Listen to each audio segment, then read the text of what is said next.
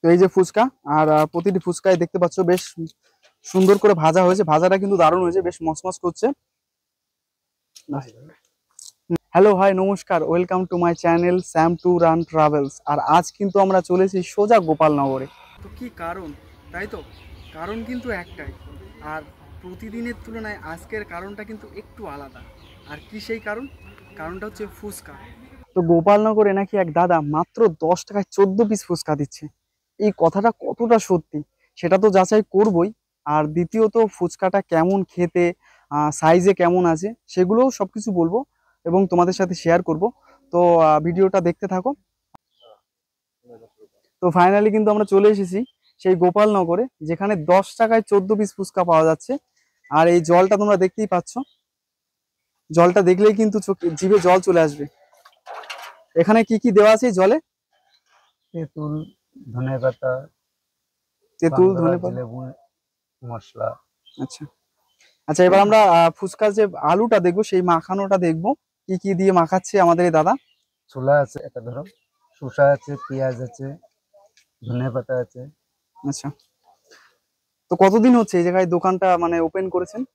আমি 10 টাকায় 14টা ফুচকা বেচছি এই ধরেন 7 মাস। 7 মাস। এর আগে আমার দোকানের বয়স 14 বছর। এর আগে বিক্রি করতাম 10 টাকায় 7টা। 10 টাকায় 7টা।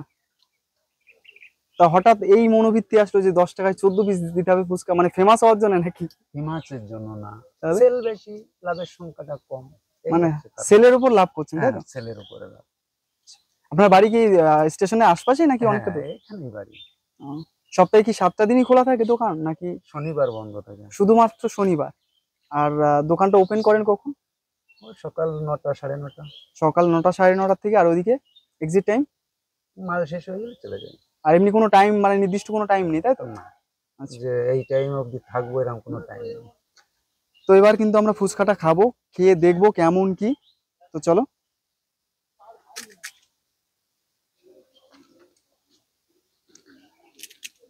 তো এই এই হচ্ছে ফুচকা। ফুচকার সাইজটা কিন্তু দেখতেই পাচ্ছ, স্ট্যান্ডার্ড সাইজ, মানে যে সাইজটা আর কি সকলে পছন্দ করে থাকে। আর প্রতিটা ফুচকার ভেতরে কিন্তু মটর, ছোলা, বাদাম সমস্ত কিছুই কিন্তু আছে। তো এবার আমরা খাচ্ছি, সরি আমি খাচ্ছি।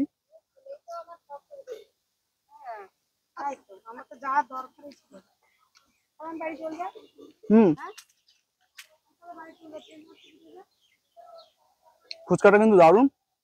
তো আমি একটা কথাই বলবো, যদি কখনো গোপালনগর এসে থাকো তাহলে একবার, দাদার নামটা কি? পল্টন বিশ্বাস। পল্টন বিশ্বাস। তো এই পল্টনদার দোকানে ফুচকা তো তোমাকে অবশ্যই খেতে হবে। আর এই রানা ফুচকা চেনটা দেখে আমার ছেলের নাম। ফুচকাটা কিন্তু দারুণ লাগলো খেতে, একটু ঝাল ঝাল, বাট তবুও সবকিছু পরিমাপ মতোই আছে।